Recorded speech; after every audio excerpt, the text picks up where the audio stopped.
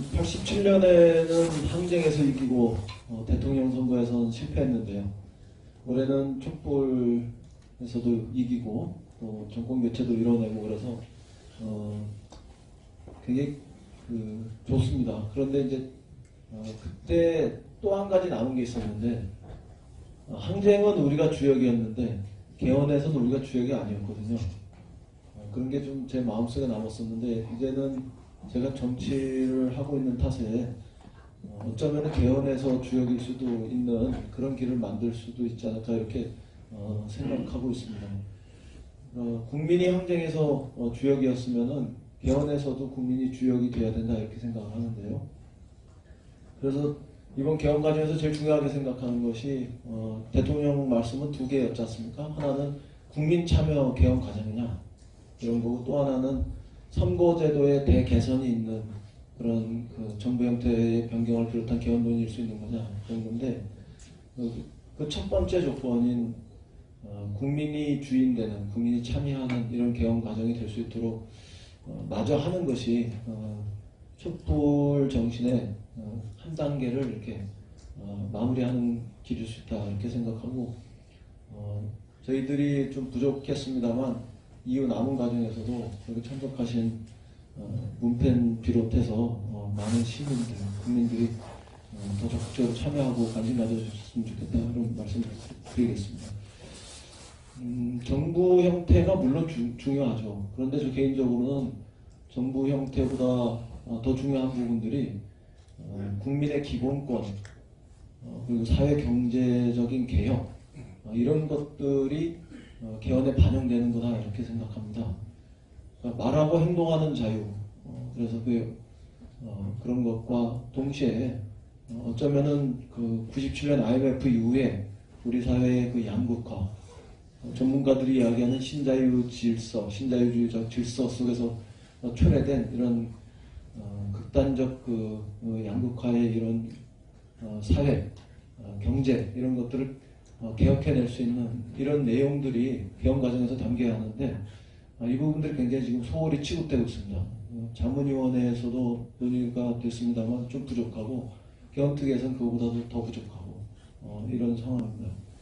기본권과 그런 사회경제적 개혁이 사실은 정부 형태보다도 우리 국민과 시민들의 삶에 더 직결되어 있는 문제고 그것을 얼마만큼 해내느냐 이런 것들이 중요 과제고 우리 더불어민주당에서는 그 분야만 특화해서 의원들 총회를 통해 가지고 집중 토론을 벌이기로 이렇게 지금 계획하고 있습니다. 예측하시다시피 우리 당을 제외한 다른 당에서는 진보정당 같은 경우는 실현할 능력이 없고 야당 같은 경우는 보수적인 야당 같은 경우는 그 분야에 대한 특별한 관심이 없습니다. 오직 정부 형태만 혈안이 되어 있기 때문에 그 점들을 이제 다음 주 지나서 그 다음 주쯤 되면 저희는 좀 더 부각하려고 그러고 있습니다. 그 다음에 이제 세 번째가 정부 형태와 관련해서 또 전제될 수 있는 것들이 지방 분권 아니겠습니까? 분권과 자체 문제는 조금 이따 김우영 부총장의 몫인 것 같아서 제가 남겨두겠습니다. 그리고 이제 그런 국민 참여 개헌이냐, 그 다음에 선거법의 개혁을 하는 상태 속에서의 논의냐, 국민의 기본권 혹은 사회경제 분야에서 대개혁 이런 것들, 지방분권 이런 것들을 다 전제로 해서 이런 부분들을 다 바꿔나간다는 걸 전제로 해가지고 그 다음에 우리가 검토할 것이 정부 형태와 관련한 겁니다.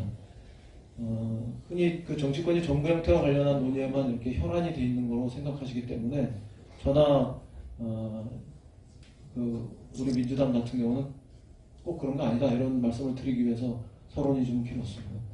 정부 형태는 크게 세 가지로 나뉘어서 우리가 그냥 볼 수 있습니다. 하나는 대통령 중심제입니다. 그 다음에 또 하나는 내각제입니다. 그 다음에 이 중간에 있는 이원 정부제라는 겁니다. 그런데 처음에는 박근혜 대통령의 폐해가 너무 컸기 때문에 정치권 일반에서 모두가 이 과도하게 대통령 1인에게 권력이 집중되어 있는 흔히 이야기하는 제왕적 대통령의 출현이 가능한 이런 헌법 체제의 개선 이런 것들을 이야기했고, 그것이 이제 분권형 대통령이라는 이런 표현들로 많이 왔습니다. 근데 논의를 하다 보니까 분권형 대통령이라는 것이 굉장히 모호합니다. 막 뒤섞여 있습니다. 예를 들면 지금 5년 단임에 대통령 1위에게 과도하게 권력이 집중되어 있는 이 대통령제를 개혁하자는 건 다 똑같은데, 그건 다 똑같은데 완전한 삼권 분립을 하고 그런 과정에서 4년 중임의 대통령제를 하자는 것도 분권형 대통령제라고 생각했던 사람들이 있었습니다. 그 다음에 대통령과 총리가 권력을 반분하는 이원 정부제도 분권형 대통령제다 이렇게 이야기하는 사람이 있습니다. 그 다음에 사실상 내각제인데 대통령을 직선으로 뽑기 때문에 그것도 분권형 대통령이다 이렇게 이야기하는 사람들도 있었습니다. 그러니까 거꾸로 다시 이야기하면 오스트리아나 핀란드처럼 대통령도 뽑고 그 다음에 총리, 수상도 뽑는데 사실상 대통령이 권력을 행사하지 않기 때문에 운영에 있어서는 내각제하고 거의 동일한 이런 것도 분권형 대통령제다 이렇게 이야기한 겁니다. 근데 그거는 이야기할수록 사실상 내용적으로는 내각제이거나 내각제에 가까운 것이다 이렇게 보여지는 거고, 그 다음에 대통령을 직선으로 뽑아서 외치를 주로 담당하게 하고 혹은 국가 전략적인 측면을 주로 담당하게 하고 총리를 국회에서 선출해가지고 내각을 구성하게 하고 그래서 혹은 뭐 내치를 담당하게 하고 이런 것들도 이런 것을 이야기하는 이원 정부제 이것도 분권형이다. 그것도 분권형 대통령제다. 이렇게 이야기하는 분들이 있는 거고 그 형태는 사실상 세계적으로 그렇게 사례가 많지 않습니다. 우리가 알고 있는 프랑스도 그런 의미에서 이원 정부제가 아니다 이렇게 얘기하는 사람들도 있는데요. 프랑스도 이것과는 다르다. 그래서 이원 정부제라는 것이 이렇게 의학에서 이야기하는 임상 실험이 된 바 없다. 그래서 그럼에도 불구하고 이야기하는 부분들이 있었던 거고, 그 다음에 삼권 분립을 완전히 해가지고 4년 중임제로 이렇게 대통령제를 개선해내는 거, 개혁해내는 거, 좀 더 제왕적 대통령의 출현은 못하도록 하되 보다 민주적이고 시민적 형태의 그런 대통령제를 운영하는 이런 부분들로 가자 이렇게 얘기하는 부분들하고 이제 섞여 있었어요. 논의를 하다 보니까 분권형 대통령제의 구체적인 상을 만들어 가다 보니까 이게 자꾸 이제 구분이 되기 시작한 겁니다. 그래서 다시 돌아와서 대통령 중심제, 이원 정부제, 내각제 이렇게 다시 정확하게 개념 정리를 하고 구분을 해서 특위에서 지금 논의를 하고 있습니다. 네, 찬반과 관련해서는 더 토론을 해야 되겠습니다만 장점이나 이런 부분들 조금만 더 설명드리겠습니다. 대통령제를 주장하는 분들은 첫 번째는 그렇게 대통령 1인에게 과도하게 권력이 집중되어 있는 형태를 완전한 삼권 분립 형태로 개선해내는 것만 해도 정치가 크게 바뀐다. 견제와 균형 시스템이 작동하면 다시는 제왕적 대통령이 출연할 수 없다. 이런 류의 얘기입니다. 그래서 대통령과 행정부에게 가 있는 입법권 이런 부분들도 대대적으로 국회로 다시 이동시키거나 아니면 아주 최소한으로 제한해서 놔두는 이런 거.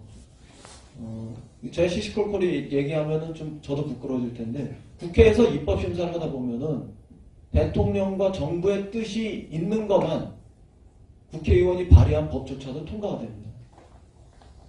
그리고 대통령과 정부에서 발의한 법이 우선적으로 통과가 됩니다. 그러니까 이건 사실상 국회에서 법이 중요법이나 이런 부분들은 되게 그런 정부와 대통령 쪽에서 발의된 법들만이 통과되고 있기 때문에 이거는 입법권이 국회에서 정상적으로 지금 작동하는 게 아니다. 그러니까 극히 제한하거나 국회로 옮기는 개혁을 해야 된다. 이렇게 이야기하고 있는 거고, 그 다음에 예산 문제입니다. 우리나라 430조 쓰는데 이 엄청난 돈을 집행하는 것만으로도 이미 엄청난 권력입니다. 행정부에서. 그런데 그 예산을 편성하는 것도 행정부가 하고 있는 겁니다. 미국 같은 경우는 예산 법률주의 해가지고 그 연장선에서 국회에서 정부의 도움을 받긴 하지만 국회에서 다 예산 편성권까지도 가집니다. 근데 여기까지는 못 간다 하더라도 그럼 최소한 국회에서 정부에서 넘긴 그 예산안을 심의하고 결정하는 과정에서 수정하고 변경을 가할 때 정부의 동의 없이 할 수 있는 이런 정도까지는 국회가 권한을 가져야 예산권에 있어서도 견제와 균형이 이루어지는 거다. 왜냐하면 430조를 집행하는 것만으로도 엄청난 권력이기 때문에 그걸 편성하고 심의하고 의결하고 수정하는 이런 과정에서의 권한 정도는 국회에 있어야지. 그래야지 돈의 권력도 서로 견제와 균형을 맞출 수 있다. 이것도 제가 볼 때는 큰 변화라고 생각합니다. 지금 국회는 1% 430조 중에서 5조 미만의 것만 수정하고 있습니다. 그것도 수정하는 것도 정부가 동의해야지만 하고 있거든요. 그 다음에 이제 세 번째는 감사의 문제입니다. 대통령 직속으로 감사원이 있어서 행정부가 돈을 제대로 썼는지 직무를 제대로 하는지 감찰하는 권한이 감사원한테 있는데 이게 뭐 행정부와 저 감사원이 한 형제다 이렇게는 얘기 못하더라도 이웃 사촌 형제 정도는 되는 거거든요. 그러니까 행정부가 돈 제대로 썼는지 직무 제대로 하는지 이걸 감사한 부분들이 잘못하면 셀프 감사가 되는 거죠. 봐주기 감사가 되고 덮어주기가 될 수 있고 혹은 찍힌 놈만 감사하고 서울시 교육감처럼. 그러니까 그 부분들의 그 기능들도 독립시키거나 아니면은 예산권은 분리해서 국회 쪽으로 이동시키거나 예산감사는 직무감찰만 독립해서 별도로 놔두거나 뭐 이렇게 하자 이런 이야기들이 나오는 거고요. 그 다음에 헌법기관에 있어서 제일 중요한 게 사법부의 수장인데 대통령이 지명해가지고 국회에서 동의해가지고 임명하지 않습니까? 그런 대법원장이나 헌법재판소장이 대통령 따라가는 게 뭐 그렇게 되지 않겠습니까? 이 부분들도 그러니까 명백하게 인사 추천 과정도 독립시켜서 사법부가 완전한 정치적 독립과 중립성을 가질 수 있도록 하자는 거. 그다음에 여러 가지 헌법기관과 권력기관들이 있는데 중단해야 되는 거죠. 조금 더 해야 되는 한 2, 3분만 더 하고 이런 거조차도 별도의 인사추천위원회를 둬서 거기서 대통령이 지명해가지고 국회에서 동의하는 게 아니라 인사추천위원회에서 추천해가지고 수장부터 정치적 독립성과 중립성을 확보하면 그 전체적인 헌법기관이나 권력기관들이 중립화되는데 낫지 않겠느냐. 이런 정도를 하면 이 정도만 해도 상당한 정치의 변화가 있을 수 있다. 이렇게 이야기하는 거죠. 그래서 대통령제도 그냥 지금 5년 단임의 과도한 권력이 집중된 대통령제가 아니라 완전한 삼권 분립에 그래서 4년 중임의 대통령제로 개선하자 이런 측면에서 이야기고 조금 정치적으로는 우리나라가 통일해야 되는데 통일하는 데 있어서 국민이 국회의원을 뽑고 국회의원이 간접으로 선출한 수상이나 총리 이 리더십보다는 국민이 대통령을 직접 뽑아서 거기서 만들어져 있는 어떤 권력의 리더십 이런 것이 똑같이 민주제적이지만 더 강력한 리더십을 만들 수 있지 않느냐 이제 이런 그 정치적 고려도 있습니다. 이게 독일 같은 경우도 내각제 해가지고 통일했는데 뭔 소리야 이렇게 얘기하실지 모르지만 독일은 유럽에서 큰 나라입니다. 우린 동북아에서 미국, 중국, 러시아, 일본 세계 4강이 이렇게 있는 데서 작은 나라고 그래서 조금 더 강력한 민주적 리더십이 필요하다 이렇게 이야기하시는 분들이 있었던 거죠. 그 다음에가 이제 이원정부제인데 이원정부제는 학자들이 지적하는 것은 뭐 있을 수 있는 형태입니다. 대통령제하고 내각제의 중간 형태로 있을 수 있는데 문제는 내치하고 외치가 잘 구분이 안 된다는 겁니다. 그러니까 FTA는 경제니까 내치입니까? 아니면은 외국하고 관련돼서 통상이익이고 이런 거 외교 관련돼서 외치입니까? 개성공단은 경제니까 내치입니까? 아니면 남북관계 관련해서 외치입니까? 이런 게 잘 현대에서 구분이 안 되기 때문에 그 영역이 모호하다 이런 게 있고 그다음에 정치적으로 충돌이 생길 때 대통령과 총리의 견해가 다르고 대통령당과 총리의 당이 다를 때 그 정치적 혼란의 문제들을 해결하기 어렵다. 특히 우리와 같은 한국의 정치 문화 속에서는 지금은 그걸 했다가는 혼란으로 간다. 그러느니 차라리 내각제하자. 이렇게 얘기하는 사람들도 있는 겁니다. 그 다음에 이제 마지막으로 내각제는 정치적인 민감성이 빠릅니다.